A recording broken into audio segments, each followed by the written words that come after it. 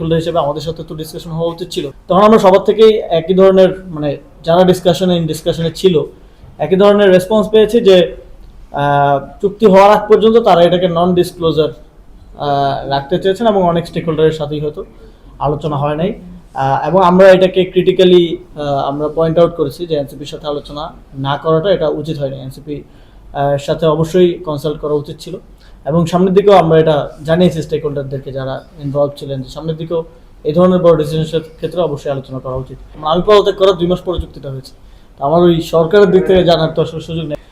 এবং অনেকেই এটা ইল পলিটিক্যাল ইন্টেনশন থেকে এনসিপিকে দায় দেওয়ার চেষ্টা করে যে এনসিপি করছে এনসিপি, বাট আমরা স্পষ্টভাবে বলছি, একটু আগে তারা মিটিং করে গেছেন, এখন তো আমরা মিডিয়ার সামনে মিথ্যা বলতে পারবো না, কারণ তারা গিয়ে তো দেখবেন যে আমরা মিডিয়ার সামনে কি বলছি। এবং আমার মনে হয় যে এই চুক্তি নিয়ে অনেক অ্যাওয়ারনেসের প্রয়োজন আছে আমাদের মধ্যে, এবং ইতিমধ্যে আমাদের